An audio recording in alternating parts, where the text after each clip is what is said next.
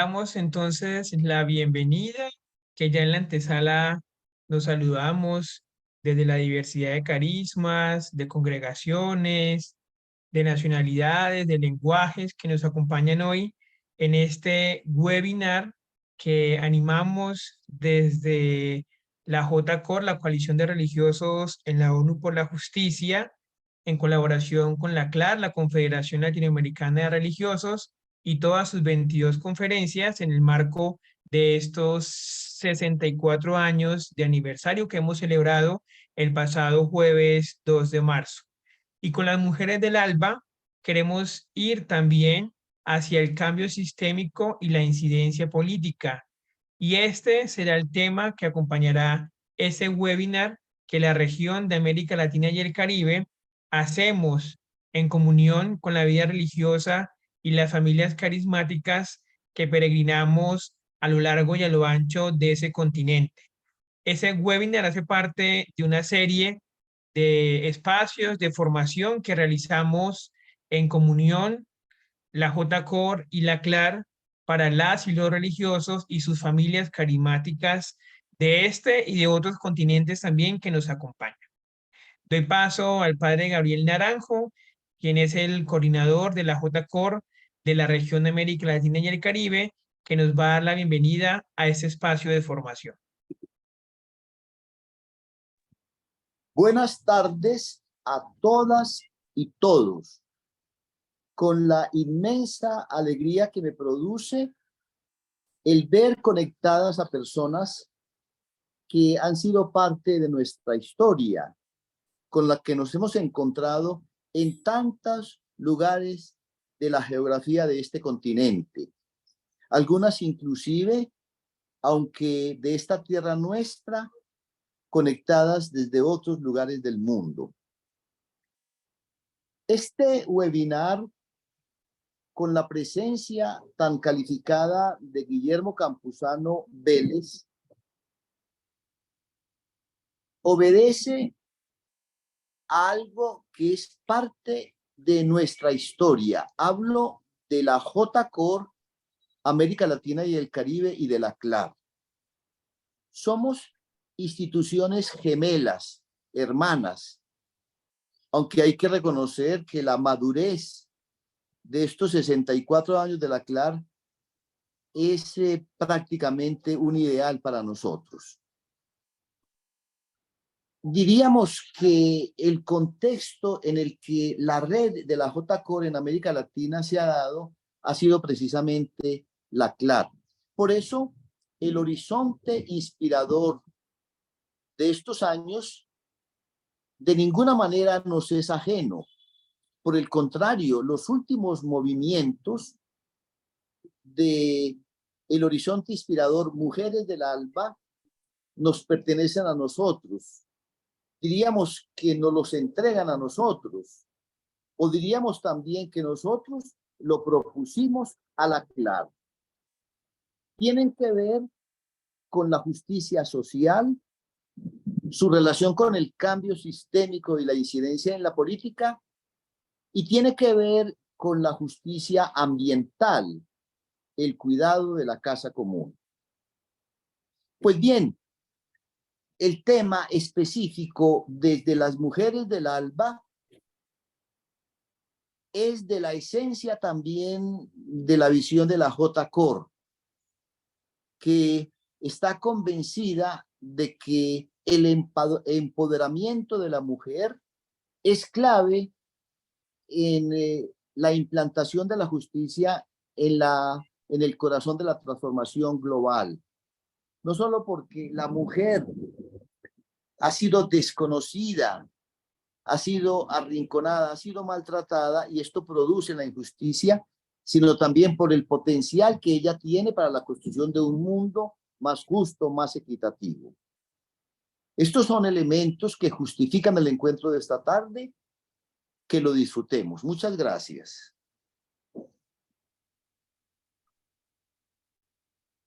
Gracias, Gabriel, por las palabras de acogida que dan vida y que son eco en relación a ese ícono inspirador de las mujeres del ALBA, con el que la vida religiosa de América Latina y el Caribe se está adentrando en un proceso también de un camino sinodal. Y hacemos ese webinar también en el marco de las asambleas regionales del sínodo que hemos vivido como continente. Justamente hoy se abre la última de las asambleas regionales para la región del Cono Sur en Brasilia, en Brasil, y han acontecido anteriormente 3 asambleas regionales del sínodo en esta fase continental. Y sin más preámbulos, presentamos a Guillermo Campuzano, misionero vicentino, miembro del ETAP, el equipo de teólogas, teólogos, asesores de la presidencia de la CLAR, y también un gran impulsor y promotor de la JCOR, quien hoy con sus palabras desde Estados Unidos nos va a iluminar en relación a las mujeres del ALBA hacia el cambio sistémico y la incidencia política. Guillermo, bienvenido. Muchas gracias, Davis. Gracias, Gabriel. A todas y a todos un abrazo muy especial desde esta ciudad de Chicago, que va entrando ya paso a paso, poco a poco, en la primavera. Quisiera que comenzáramos con un momento de oración usando el himno del ícono inspirador de la CLAR, Las Mujeres del Alba, y que introdujéramos este webinar con la lectura de algunos de los versículos del texto del ícono inspirador.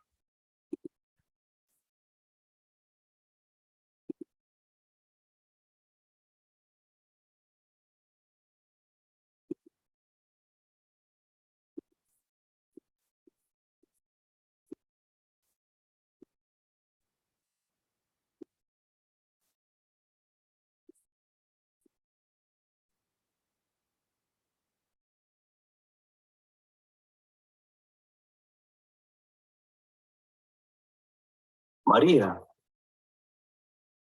Maestro.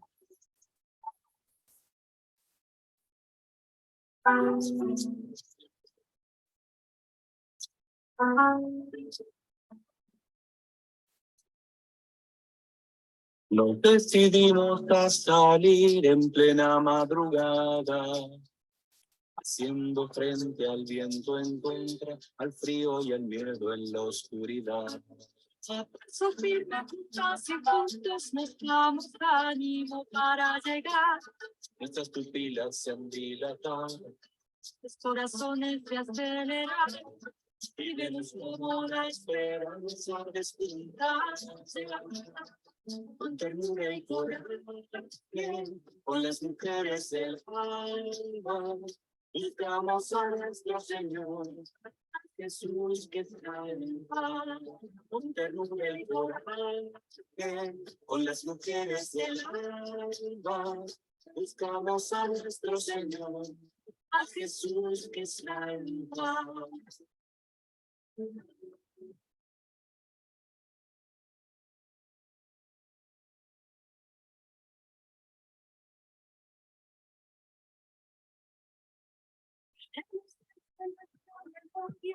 A la partida, Jesús nos desvela y nos desafía, como nos hace permanecer. Hasta el lugar de la vida, nos mueve el dolor de nuestros hermanos. A nuestros pies va la profecía, De mis testigos que son semillas, y de nuestra hermana esperanza despuntar. Un ternura y coraje, con las mujeres del alma, buscamos a nuestro Señor. a Jesús. Las mujeres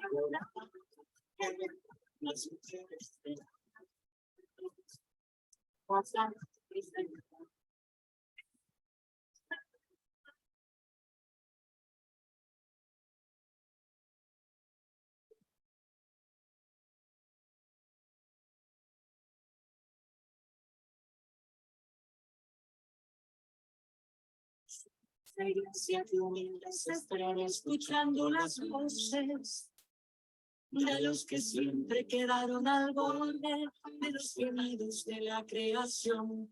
Les encontramos al Señor, tan hermosa sorpresa. Nuestras pupilas se han dilatado, los corazones se aceleraron, digamos como la esperanza, las pintadas, un ternura y corazón, con las mujeres del no quiero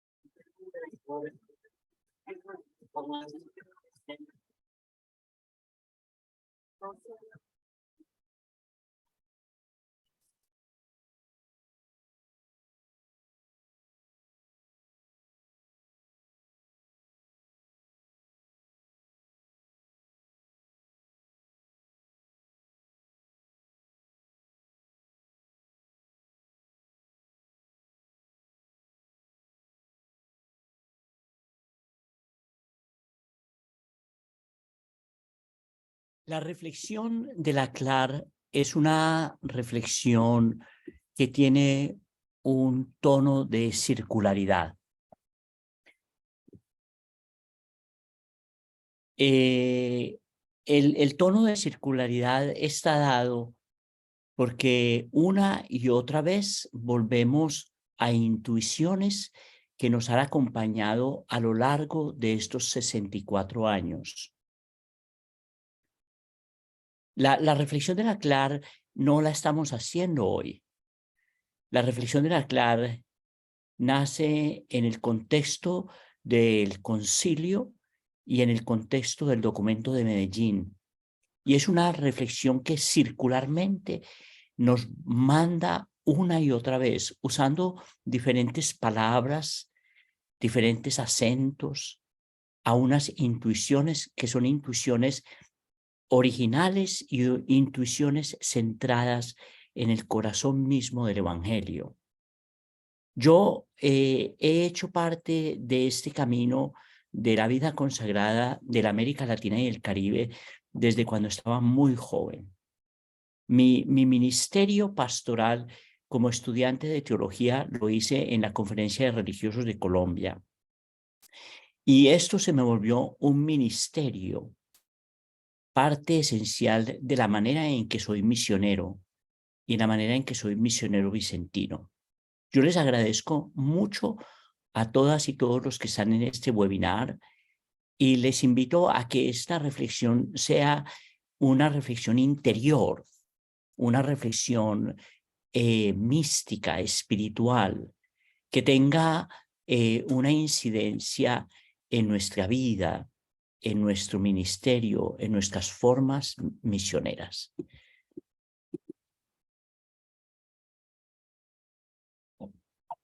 El icono de este año de la CLAR para los próximos 3 años tuvo un larguísimo proceso de elaboración. Fue inmediatamente después del Congreso Continental en el que participaron más de 9.000 religiosas y religiosos de 37 países del mundo, incluidos países del sur global, inclusive algunos países de África, que se nos unieron. El evento de vida consagrada más importante que ha habido en la historia de la Iglesia fue ese congreso, por la participación masiva y por la virtualidad, una conexión en una red virtual de una vida religiosa que se paró para pensarse desde la itinerancia, la intercongregacionalidad y la interculturalidad. Itinerancia, interculturalidad, intercongregacionalidad. El rostro común de la vida consagrada, dado por la intercongregacionalidad, la relación y la comunión de los carismas afines, la multiculturalidad de nuestro rostro, que hoy se expresa de tantas formas en los seminarios interprovinciales, en las en la formación internacional que las congregaciones van adelantando. Una formación que se tiene que ir haciendo intercultural en su esencia misma y una vida consagrada que se va haciendo intercultural en su forma y en su expresión. Como que se nos impone hoy la internacionalización de los carismas, la interculturalidad de todos ellos y la llamada a la profunda itinerancia. La asamblea virtual, los encuentros regionales, la asamblea general, la reflexión del ETAP, procesos de discernimiento común, de escucha recíproca, de diálogos generativos, de consulta, de consenso, todos esos procesos que están descritos profundamente en el proceso sinodal. Así nació el ícono y el horizonte inspirador de la CLAR.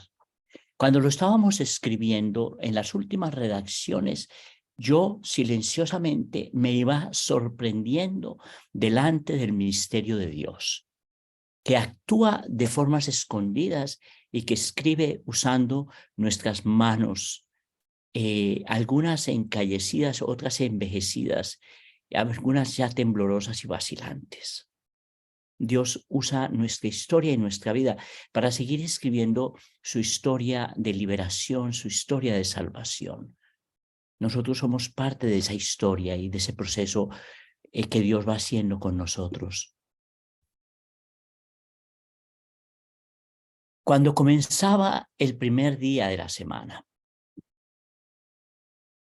cuando todos dormían, cuando algunos permanecían escondidos, cuando a algunos los inundaba el miedo, cuando algunos se habían paralizado por el miedo profundo que tenían. Dos mujeres se pusieron en camino. Todavía lo que había en el horizonte eran sombras. Todavía reinaba la noche. Cuando ellas comienzan la caminada, caminan hacia el sepulcro. Caminan hacia el lugar de la muerte. Caminan hacia la evidencia de la humillación, del martirio, de la masacre de un hombre que era inocente. La evidencia de su inocencia estaba en los muchos relatos que ellas guardaban en el corazón. Visitaban a un inocente martirizado, asesinado, torturado, desangrado, al que le quitaron el rostro humano. No tenía aspecto humano, anticipó el profeta Isaías. Las esperaba el ángel del Señor, que se apresuró a quitar la piedra y que en su primera palabra las invitó a no tener miedo. No tengan miedo. Yo sé que están buscando a Jesús, el que fue crucificado. En ese dato hay una línea teológica que es central al cristianismo. El crucificado es el resucitado. El crucificado es el resucitado. Ustedes buscan al crucificado. No está aquí. Ha resucitado, como dijo. Y entonces viene el envío. Vayan pronto y digan a los discípulos que ha resucitado, que va a Galilea para reunirlos de nuevo, que allí lo verán. Ellas corrieron con miedo y con alegría. Esos dos sentimientos que se mezclan en el corazón humano, el miedo y la alegría. En la mañana las movía el miedo y la tristeza. Ahora regresan movidas por el miedo y la alegría.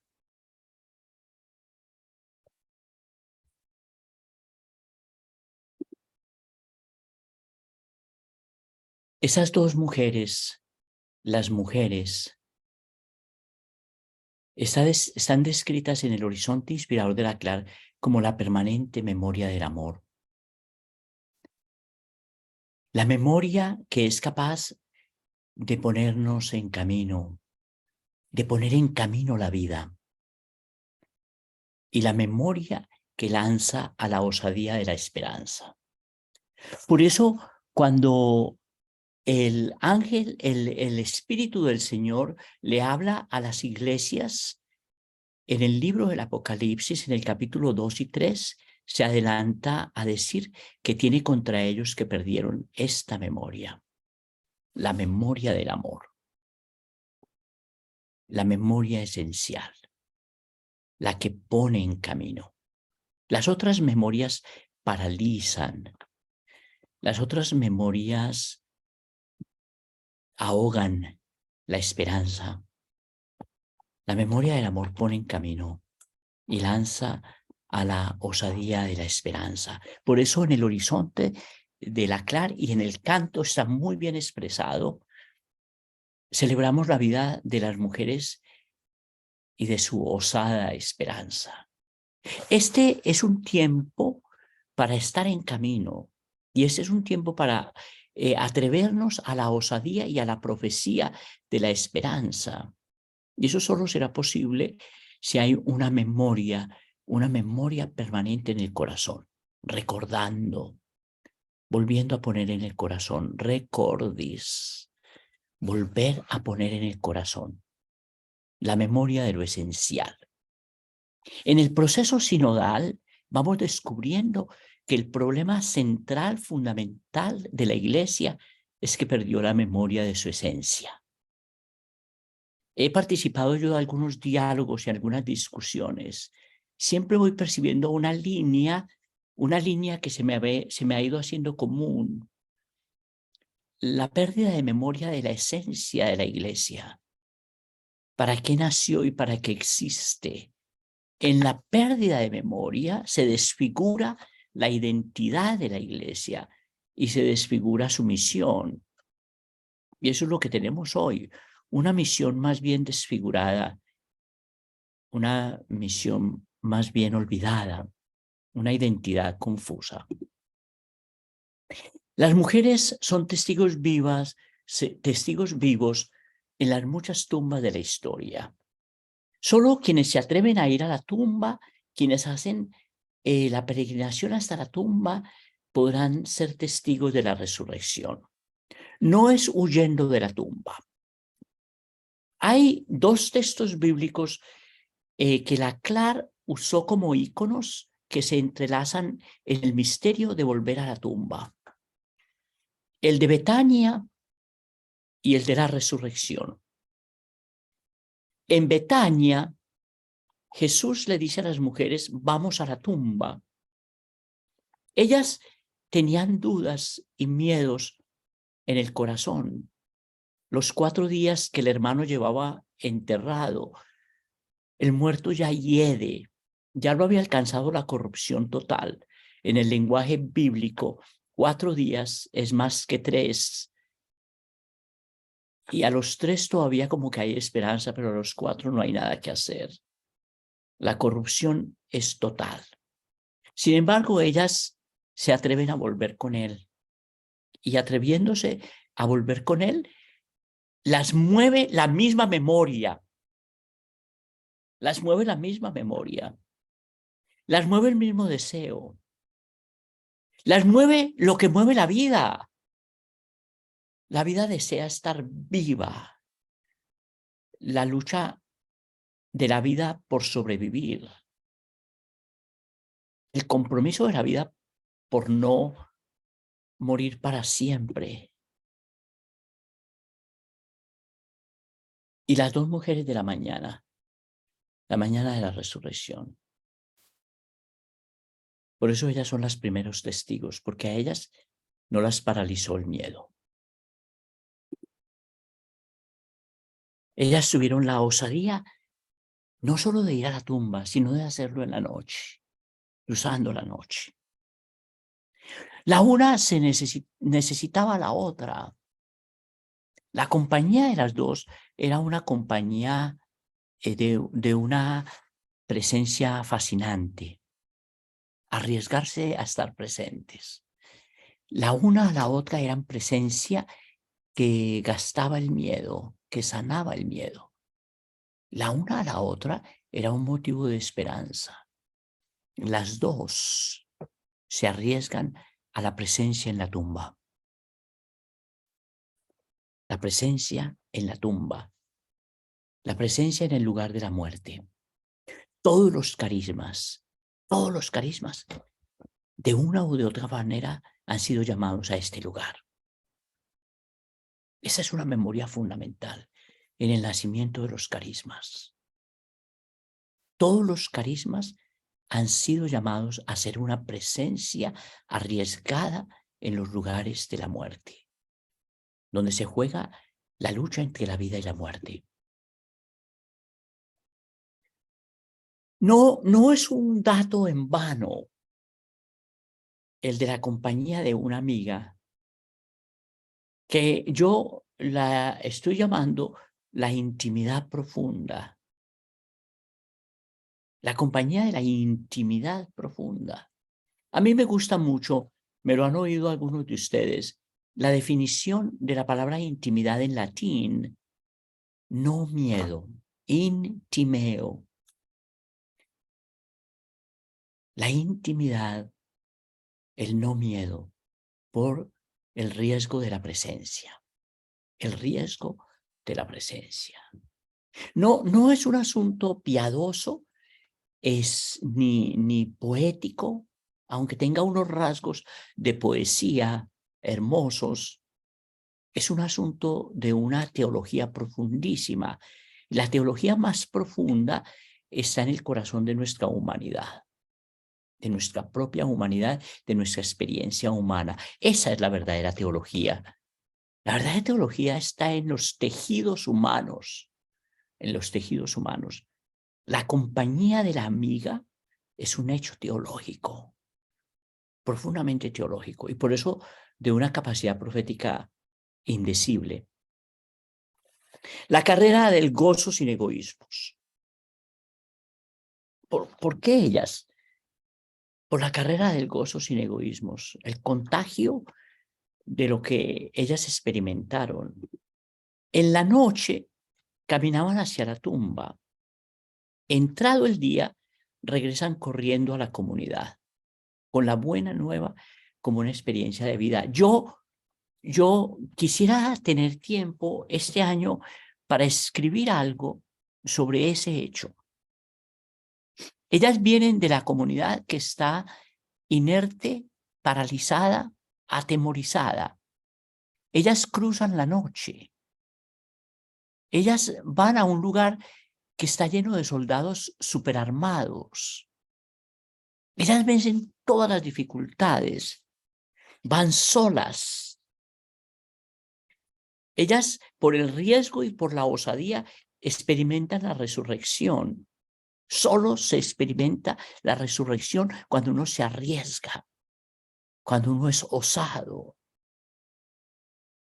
La resurrección no tiene relación con el miedo, sino con la osadía. Y entonces, lo más fascinante para mí es el regreso a la comunidad corriendo. Regresan corriendo a la comunidad. Regresan corriendo a la comunidad, no vacías, sino llenas de una vida nueva. Hoy, ¿cómo se hace de urgente salir de la comunidad? Salir de la comunidad. Ir. Las comunidades que se expanden, que salen de sí mismas para arriesgarse a experimentar la resurrección donde la vida nos está llamando. Salir. Y entonces volver corriendo a la comunidad. Volver corriendo a la comunidad con la buena noticia. ¿Qué es lo que nutre las conversaciones de las comunidades? Las comunidades que no salen de sí mismas, las nutre un discurso monótono, repetitivo, el discurso de la pequeñez y de la insignificancia. Se enredan en cosas pequeñísimas.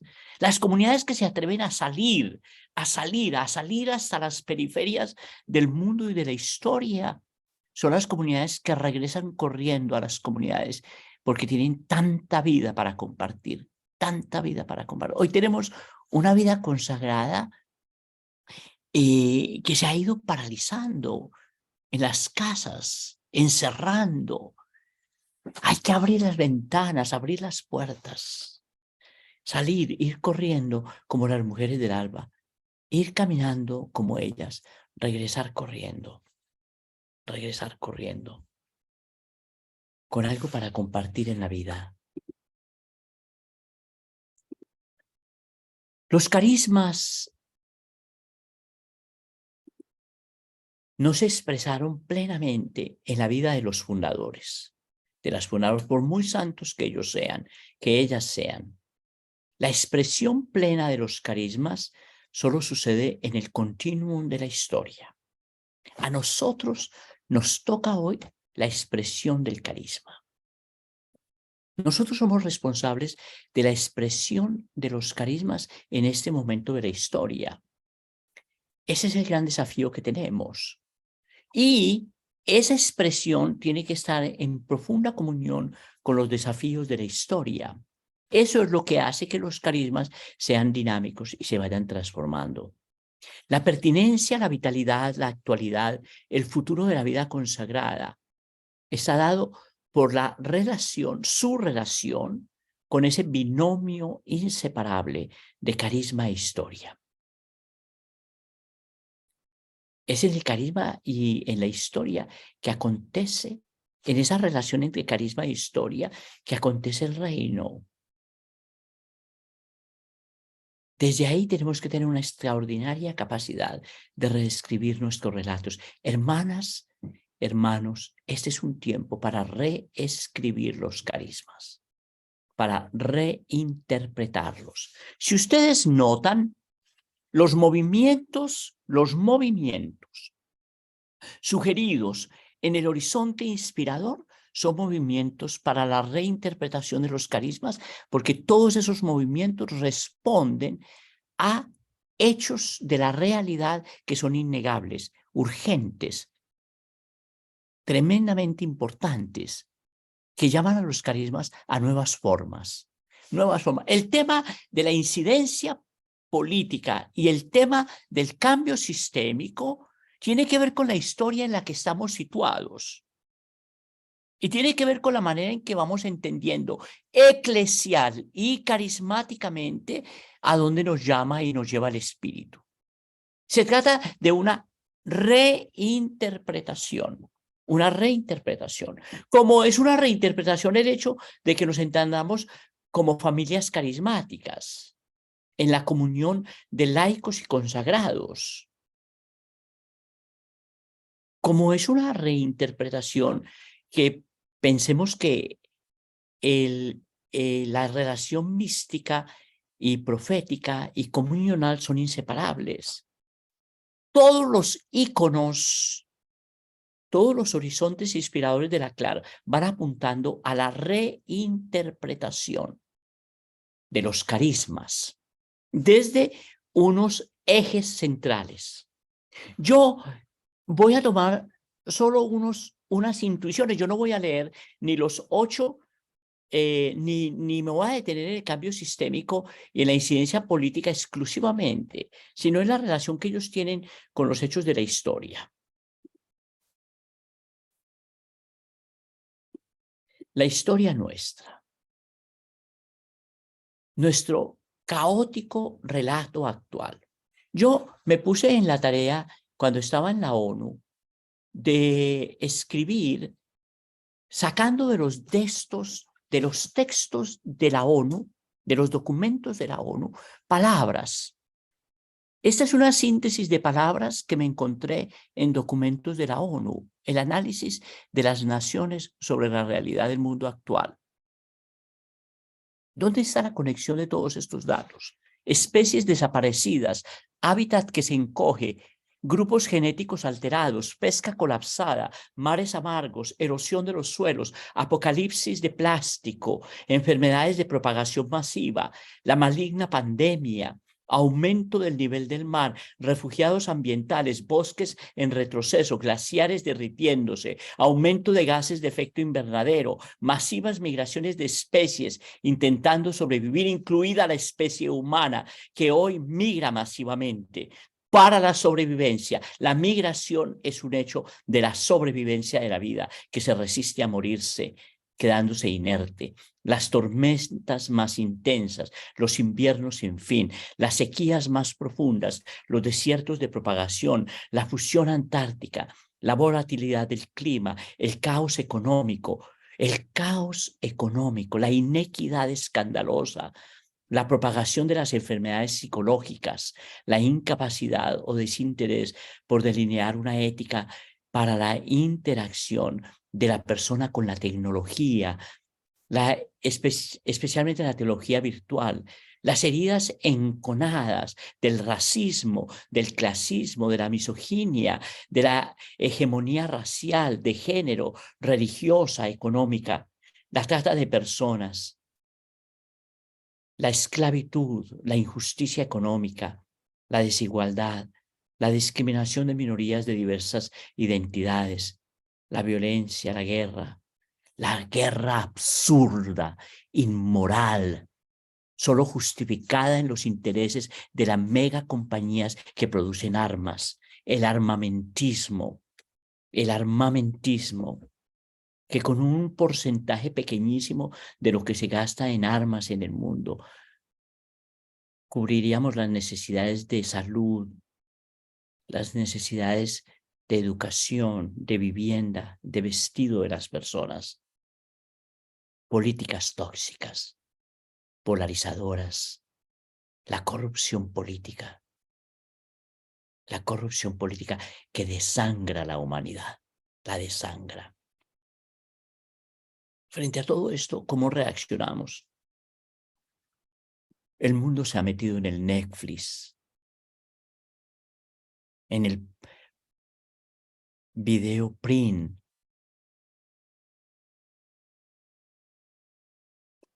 La humanidad intenta huir. Huir porque esto se le hace insoportable.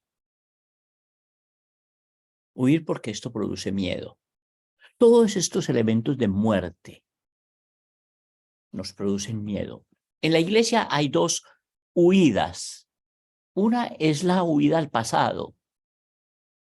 Frente a toda esta complejidad de la historia, hay una iglesia que huye al pasado, al restauracionismo teológico, al restauracionismo litúrgico. Hay quienes están pensando que se trata de ponerse ropas y trapos otra vez, sotanas y hábitos larguísimos y llenarnos de incienso. Huir al pasado, a cosas que nos den seguridad, porque esto nos produce un miedo terrible. Hay quienes huyen al futuro y empiezan a construir proyectos que son como una isla de fantasía. Una isla de fantasía. Y hay quienes huyen en el presente. Y huyen en el presente acomodándose al presente, haciendo un pacto de no agresión con el presente, por el consumismo, por el individualismo, dejando que esta cultura los atrape sin resistirse a la cultura, Huir al pasado, huir al futuro, o simplemente hacer un pacto con el presente. Ahí muere nuestra profecía, ahí muere nuestra identidad, ahí muere lo que la vida consagrada es, ahí muere la iglesia, ahí muere la iglesia, ahí muere el evangelio.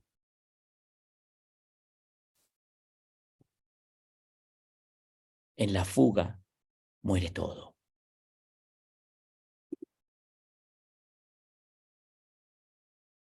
Eckhart Tolle se refiere a estos fenómenos como a las campanas de plena conciencia.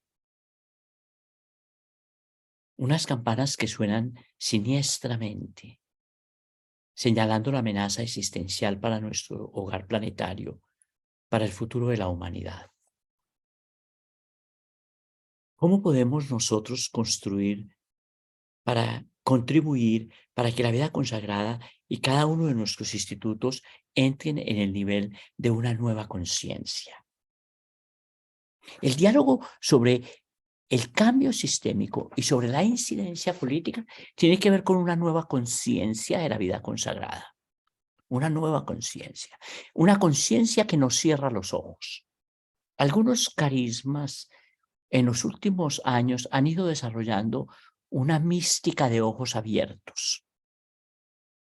Yo estuve con las hijas de la caridad reflexionando en varias provincias el tema de la mística de los ojos abiertos con las salesianas de la América Latina, las provinciales de toda la América Latina, las salesianas. Hace unos días tuvimos una reflexión sobre la profecía de la presencia y una profecía que no huye. Hay unos puntos de coincidencia extraordinario en lo que las comunidades van intentando hacer, entrando en una nueva conciencia. Los superiores mayores de Perú,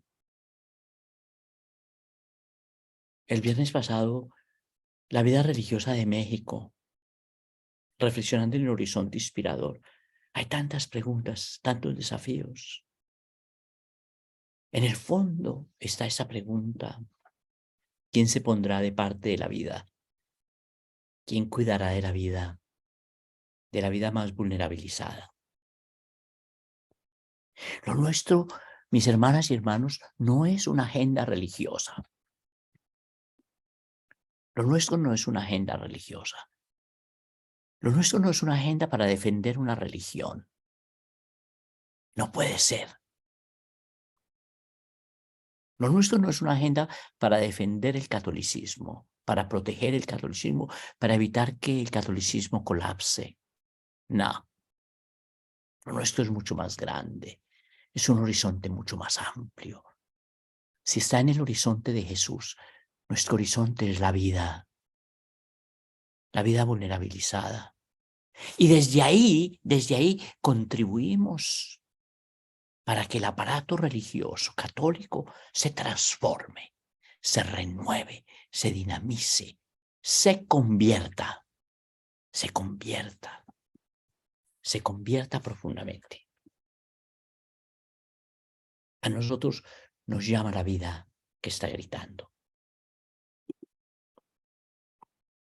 En esta encrucijada de gracia, que está cargada por este festival de incertidumbres, de confusión, de polarizaciones, a la vida consagrada se le impone hoy un discernimiento común para determinar la intencionalidad de su palabra, la intencionalidad de su acción, la densidad de su presencia. El profetismo de la presencia, dirían las salesianas de hoy, desde el capítulo general que ellas hicieron.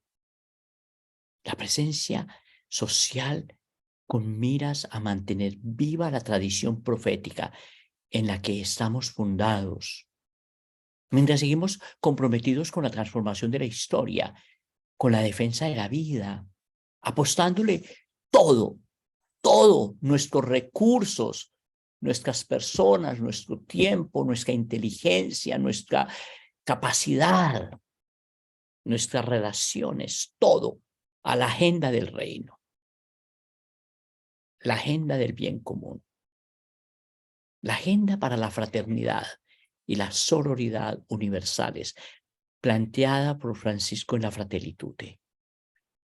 Una agenda capaz de sanar la agenda política y la agenda humana de la historia. Desde ahí, yo entiendo que hay unas claves hermenéuticas y proféticas para los carismas hoy, desde la experiencia de las mujeres del alba, que a mí me parecen comunes. Yo le he dicho a los miembros de mi comunidad, recientemente nos reunimos con todos los provinciales vicentinos de la América Latina y los consejos provinciales, y también tuvimos capítulo general.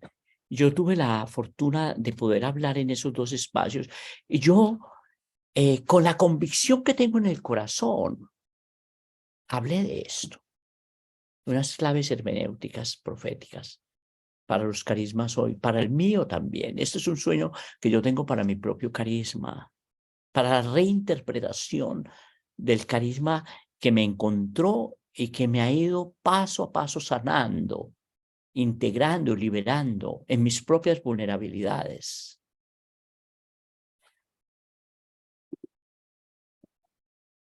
Hay una clave que es la clave de siempre. Por eso es el movimiento número uno, el movimiento hacia la vida y hacia el seguimiento de Jesús. Es el movimiento del horizonte, Cristo. El seguimiento a la manera de nuestras fundadoras y fundadores. Mirada profunda sobre nosotras y nosotros para leer y entender lo que significa la gran crisis de nuestro discipulado. La gran crisis del discipulado. Hoy vivimos una tremendísima crisis del discipulado. Tenemos que aprender a rehacer eso que es clásico en la teología de la vida consagrada. La opción preferencial, la opción prioritaria, los lugares proverbiales, los lugares en donde todo se integra, se centra. Lo nuestro es seguir a Jesús. Y lo nuestro es seguir a Jesús comprometidos con la misión del reino, y eso lo hacemos en comunidad. Esas tres verdades que son del Evangelio de San Marcos, de la teología vocacional de San Marcos, están en todas las constituciones. Y eso es lo único capaz de humanizarnos y de hacernos agentes de liberación y de humanización de una historia inhumana. Hablábamos hace unos tiempos del advenimiento de una nueva humanidad y vamos viendo con asombro que el advenimiento es de una nueva y nefasta inhumanidad. Hay unos signos de gestación de una inhumanidad que son sorprendentes. Y hay una humanidad que se manifiesta y se resiste. No una humanidad que huye. Hay un movimiento profético global, más allá del movimiento profético católico o de la vida consagrada. Hay un movimiento profético global en la humanidad, en las religiones y en las culturas, que se resiste a la inhumanidad y que intenta propiciar y suscitar el advenimiento de una nueva conciencia humana, El salto ecológico. Todos los carismas están llamados a dar el salto ecológico. Nuestra pasión por la vida, el compromiso total con la vida vulnerabilizada frente a la crisis de la civilización planetaria. Hay carismas que han avanzado mucho y hay carismas como el nuestro, el mío, de mi comunidad, que todavía está en ciernes en este salto. El salto ético. La superación de la propia ambigüedad. El salto ético tiene que ver con dos espacios. Uno es la superación de la ambigüedad personal y la conquista de la conducta ética. Una vida consagrada que se vive desde la conducta ética personal y comunitaria. Conducta ética. Eso es lo que expresa nuestro seguimiento de Jesús. Vivirnos éticamente. Y la opción por el bien común dentro de las comunidades y el bien común afuera de las comunidades, en la conexión de nuestra vida con la sociedad global. Tenemos que vencer el individualismo y hacer opciones por el bien común, el bien de la comunidad. Y en eso el yo tiene que someterse al bien común. Es una opción libre, es el sometimiento al bien común. Nada más maduro que un yo que se somete al consenso, al bien común, en el discernimiento, en la búsqueda, en la escucha recíproca, es el diálogo del modelo sinodal y el bien común de la humanidad, el bien común de la tierra. El salto ecológico, el salto ético son inseparables. Y la sinodalidad, la nueva forma de ser iglesia, que solo será posible si somos capaces de conquistar una nueva agenda para la iglesia, la agenda de la transformación social y un nuevo modo de ser, el modo de la equidad eclesial. Equidad. La equidad tiene dos textos, el texto de la igualdad y el texto de la diversidad. Somos iguales siendo distintos, somos distintos siendo iguales.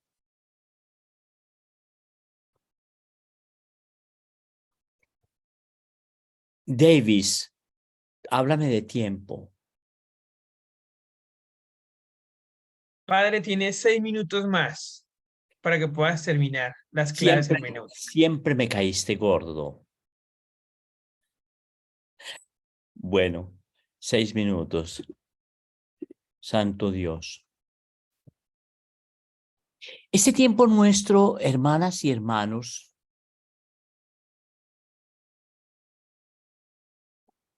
en esta encrucijada de gracia, nos fuerza a despertar a la osada esperanza al despuntar la aurora, a entrar en una nueva conciencia y manera de ser, evitando hundirnos en el abismo de la muerte y destrucción. Las claves ecológica, ética y sinodal son claves centrales en la reinterpretación, la nueva conciencia de todos los carismas. Nueva conciencia de todos los carismas. La manera en que la clave ecológica, la clave ética y la clave sinodal se vuelven trascendentes es desde opciones pastorales nuevas. El cambio sistémico y la incidencia política para el salto ecológico, para el salto ético y para la transformación sinodal. El cambio sistémico y la incidencia política no son el fin, sino medios, formas para evidenciar nuestro salto ecológico, nuestro salto ético y nuestro salto sinodal. Y se convierten en claves fundamentales de la nueva conciencia de la vida consagrada, una vida consagrada descentrada de sí misma y que no tiene como horizonte una agenda religiosa. Tenemos que volver a reinterpretar palabras como evangelizar. Evangelizar. Tenemos que usar nuevos lenguajes nuevos. Tenemos que aprender la conexión de las redes, actuar en redes con todo hombre y con toda mujer de buena voluntad. Eso yo lo vi intensamente, lo viví intensamente en la ONU. Preocuparnos no de la acción puntual, la acción caritativa puntual, que es siempre importante, sino construyendo planes y proyectos para la transformación social, el cambio sistémico, la incidencia política, para que todo se vuelva política social. Hace unos días mi mamá estuvo muy enferma porque se le zafó la cadera y le dio una embolia pulmonar. ¿Y saben qué? Yo vi lo ineficaz del sistema de salud de mi país. La pobre mujer tuvo que estar 5 días en una camilla esperando una cama. Y yo decía, esto me está afectando a mí directamente, porque la impotencia es devastadora. Santo Dios. Pues tenemos que hacer que la salud sea un derecho humano. Esa es nuestra agenda. La educación es un derecho humano, comer es un derecho humano. La lucha de los derechos humanos es una lucha por el cambio sistémico y se debe hacer desde la incidencia política, recordándole a la clase política el bien común y poniendo como centro de la acción política el bien común que incluye el cuidado de la humanidad y el cuidado de la tierra y de todas las formas de vida vulnerabilizadas en esta tierra nuestra. Claves que son punto de encuentro para las iniciativas a todo nivel, lo intercongregacional, lo congregacional, lo interreligioso, lo intergeneracional, lo interprovincial, todo. Es una clave desde allí, desde ese salto de conciencia. Una dinámica para renovar, convertir nuestros estilos de vida cada vez más individualistas, consumistas, una dinámica esencial en el modelo de una iglesia sinodal, centrada en la defensa y el cuidado de la vida. La clave ecológica, ética y sinodal, como simiente del reencanto por los carismas, de las nuevas dinámicas vocacionales, de las nuevas formas y contenidos formativos, de las nuevas prácticas ministeriales, de las nuevas formas teológicas, de las nuevas formas espirituales,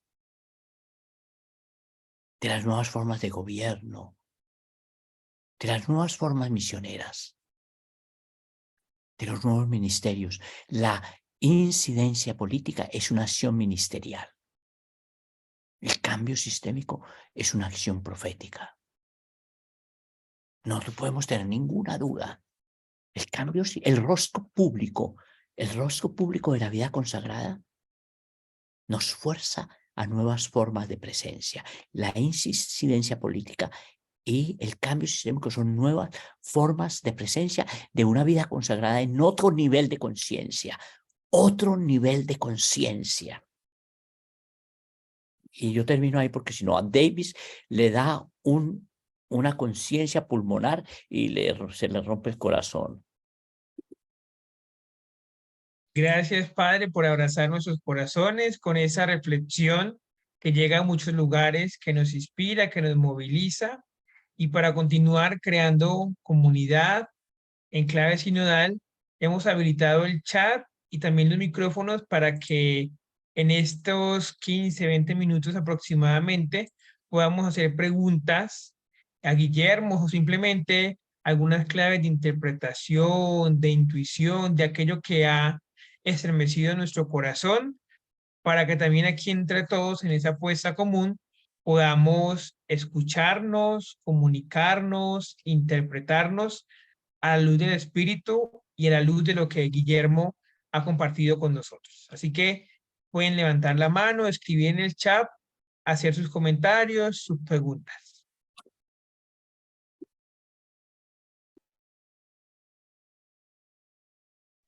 Quizá el padre Campuzano nos puede recomendar alguna bibliografía, Davis, que luego nos mandes por correo electrónico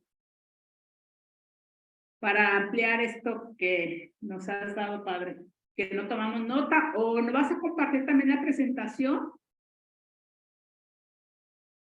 No se escucha, padre.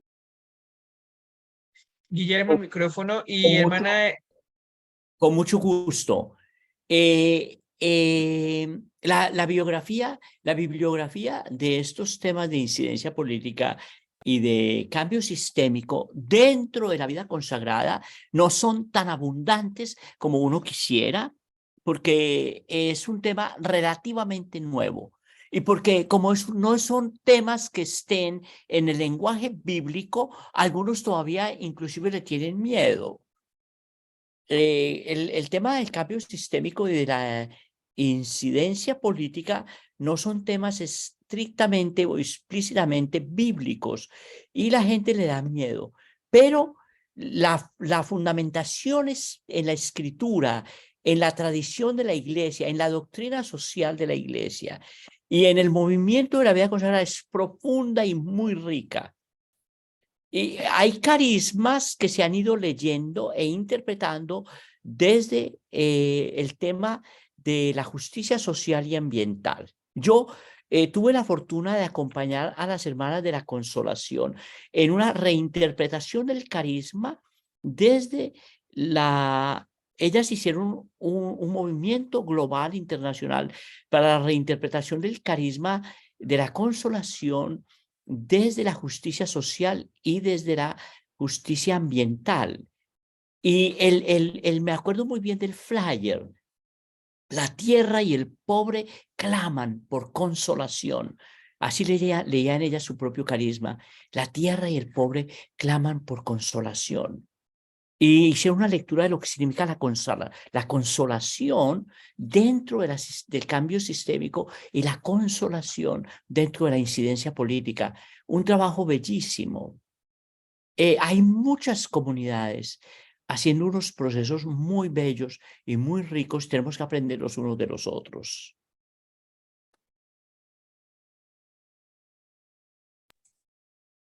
Padre Guillermo, buenas tardes. Les saluda una hija de la caridad desde el Ecuador. Buenas tardes.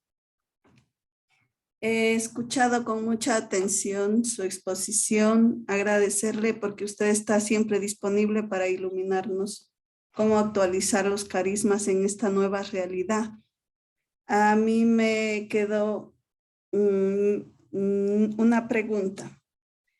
Usted hablaba que desde la ONU trabajan en redes, los planes, los proyectos, pero ¿cómo eso se aplicaría concretamente en nuestras comunidades? Usted decía no trabajar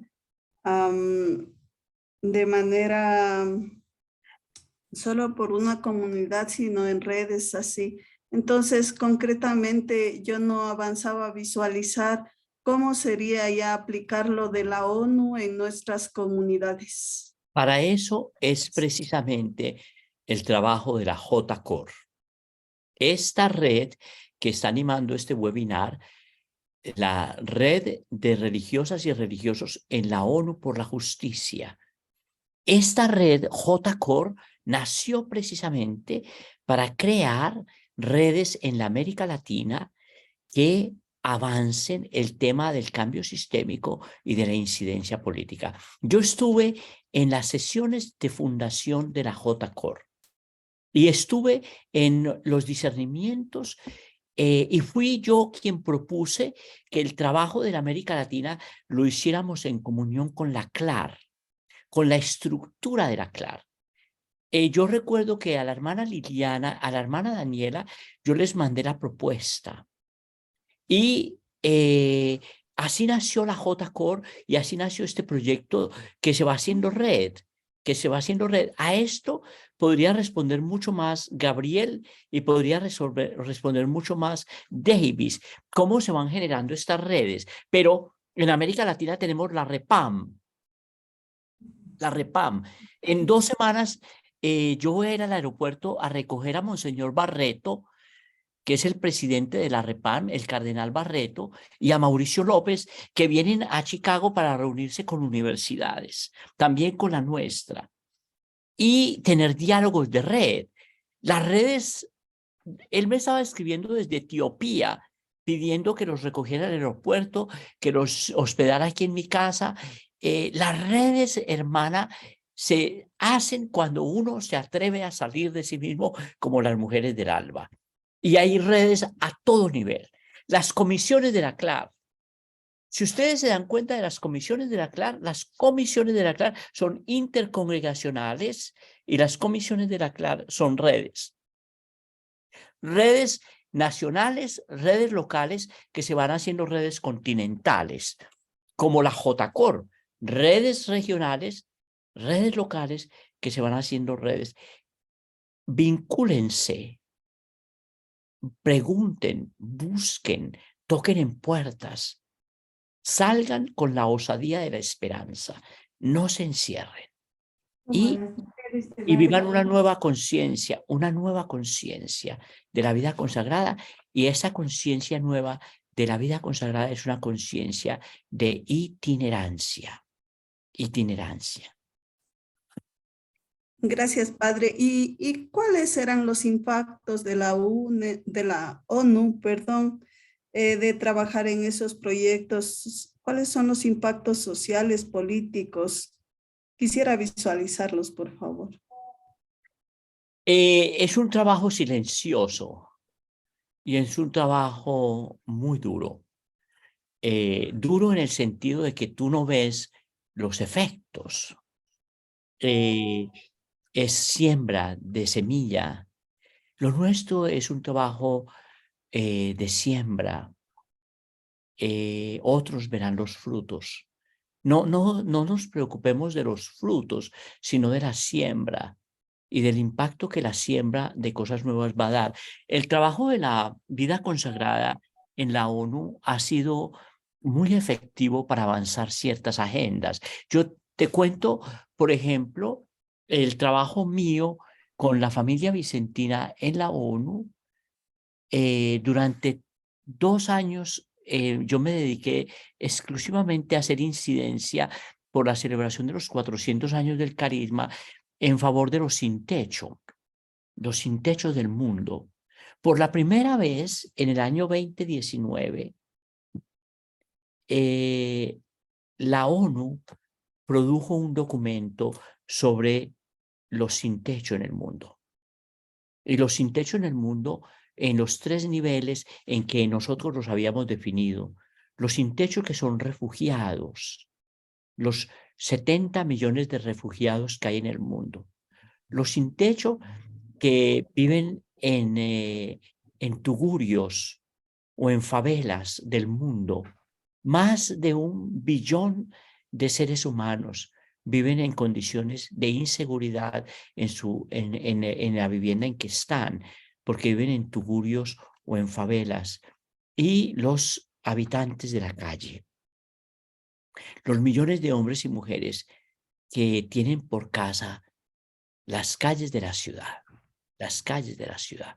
Parece que estuviera citando a San Vicente. Y entonces, primero el lenguaje, y desde el lenguaje, la conquista del lenguaje que suscite políticas públicas. En la acción política hay que conquistar el lenguaje que se hace acción pública y que luego tiene una incidencia en las comunidades. Eso es un trabajo de incidencia política precisamente. Entonces, sintetizando lo que acabo de entender, es que en redes responder a las necesidades de salud que usted hacía mención hace un rato, de alimentación, de techo, o sea, satisfacer las necesidades básicas de la gente más vulnerable. Y hacer incidencia política para que ese trabajo lo hagan los estados y los gobiernos y no lo tengamos que hacer nosotros. Dios le pague, Padre Guillermo, entendí muy bien. Gracias. Buenas tardes, Gracias, padre. hermana. A ver. Buenas Eugenia, tardes, adelante, y padre. luego Gabriel. Sí. Buenas tardes, padre Guillermo. Felicitaciones por esa excelente conferencia. Realmente le felicito y lo que nos transmite es realmente reflexivo. Al hablar, como preguntó Sor también sobre la ONU, en verdad, el nivel de conciencia de quienes dirigen la ONU también creo que es importantísimo porque no se ve cambios. No se ve actualmente, por ejemplo, lo que está pasando en Nicaragua. No se ha manifestado nada actualmente la ONU. Realmente el nivel de las conciencias en los seres humanos que quieren dirigir el mundo, los países, creo que es lo más importante, que en ellos haya reflexión, haya ese espíritu humanístico, haya ese fervor por servir en verdad al pobre, al que necesita, pero no lo hay. Lo que nos toca es en verdad orar a Dios, pedir de que ilumine a esa gente que gobierna el mundo. Cuando usted dio el claro ejemplo, por ejemplo, a nivel de salud, las organizaciones y los organismos de la ONU, como la Organización Mundial de la Salud, ¿qué ha hecho por la pandemia? ¿Qué hizo en la pandemia? Realmente hasta ahora no se demuestra claramente el interés por salvar a la humanidad. Al contrario, vienen las vacunas, vendrán más virus, más bacterias. Es clara la evidencia de que el ser humano no les importa, pero sí ellos tener fantasía de gobernar el mundo, sí. No les importa el hambre, la miseria que siente el ser humano, como persona. No se dan cuenta de la realidad, Padre.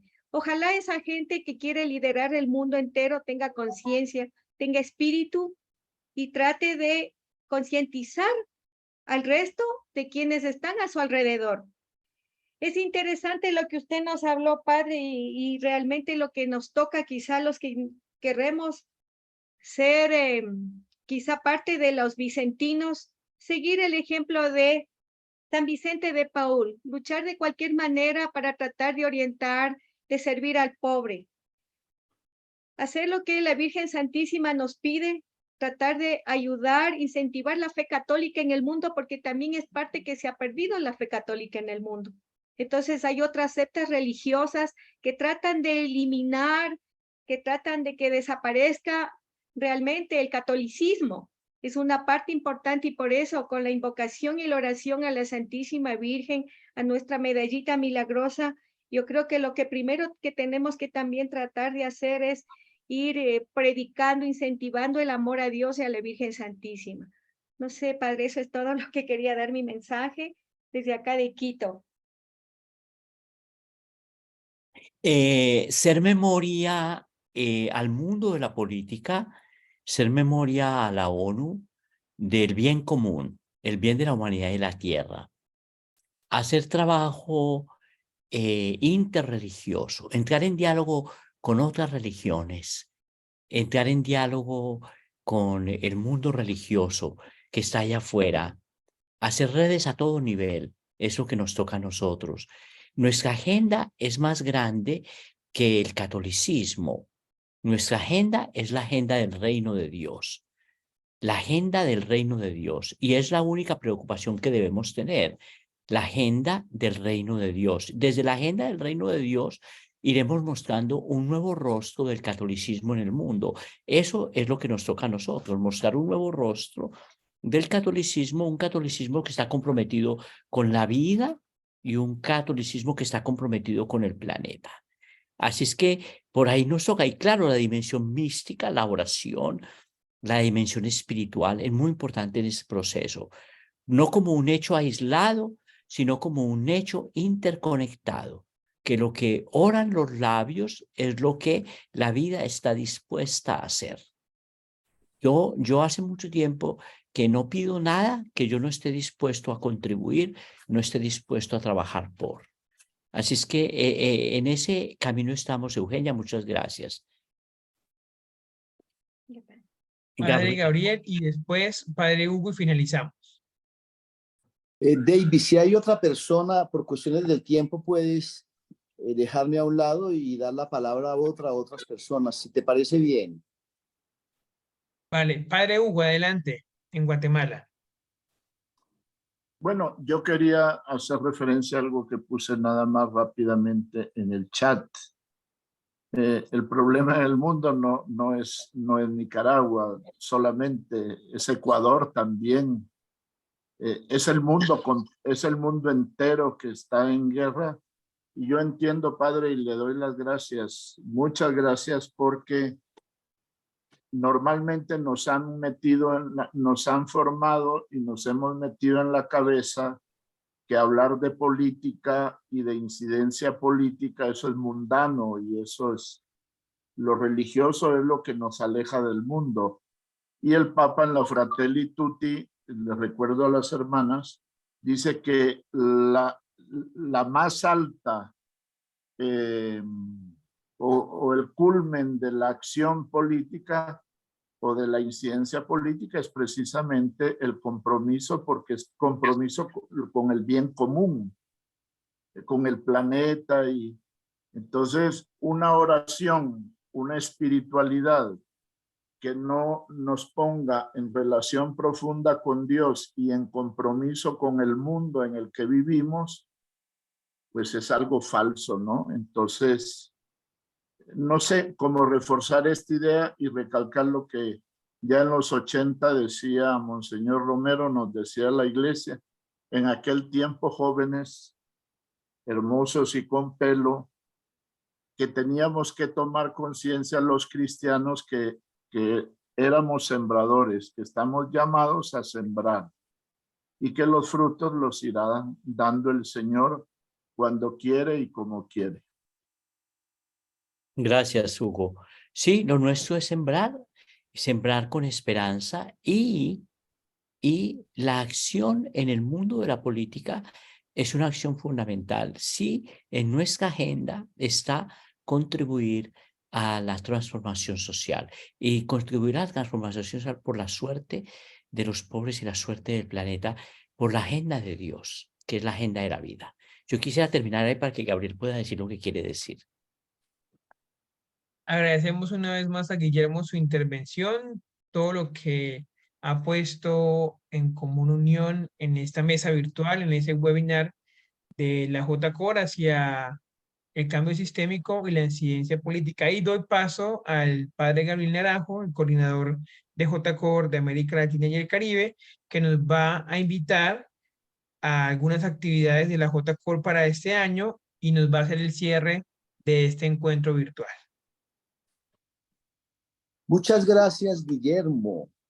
Tu reflexión de hoy ha sido muy motivadora, muy evocadora. A mí me trae a la memoria recuerdos muy interesantes, por ejemplo, de tu vida en relación con la CLAR, como lo mencionaste, desde cuando eras estudiante. Mientras que hablabas, recordé a Francisco cuando en la carta para el año de la vida consagrada decía que estamos llamados a recuperar o reencender permanentemente la chispa del carisma y avivar un sentido de pertenencia que tenga que ver más que con las provincias e incluso con nuestras comunidades, con el carisma y con la familia carismática. Esa invitación de él a resignificar evangélicamente los carismas, insertándonos entre los pobres para hacer realidad allí la fantasía de la caridad, la mística del encuentro, sigue siendo muy válido, una invitación a luchar por la justicia social y ambiental. Desde esa perspectiva del horizonte inspirador de la CLAR, que el envejecimiento, que la disminución de nuestros miembros y sobre todo la irrelevancia no tengan de ninguna manera la última palabra.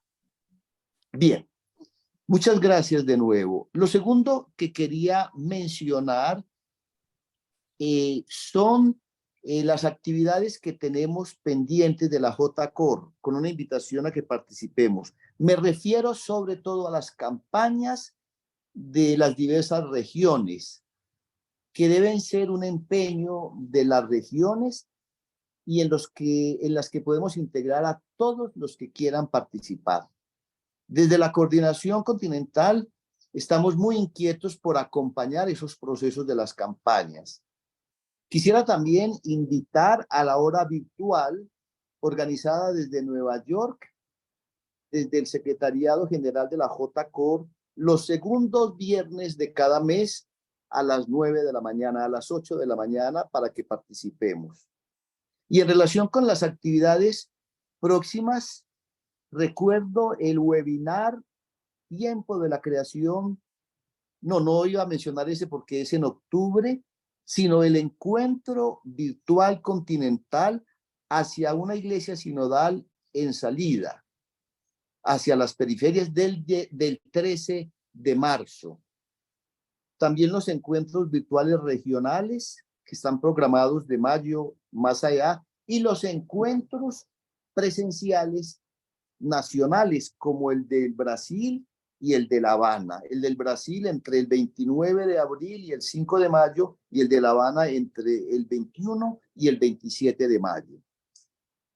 Bien, finalmente yo quería que nos despidiéramos como saboreando el hecho de que con este webinar hemos celebrado los 64 años de la CLAR, muy recientemente, y nos hemos anticipado al Día de la Mujer, pasado mañana. Las mujeres del alba, que son todas ustedes, nuestras madres, por supuesto, nuestras compañeras de trabajo, aquellas que nos han ido señalando el camino. Gracias, y que ojalá quedemos con el deseo imposible que no, después de haber oído a Guillermo, de seguir encontrándonos virtualmente. Un abrazo especial, Gabriel, David y Padre Guillermo. Saben que lo quiero mucho. Gracias, Padre.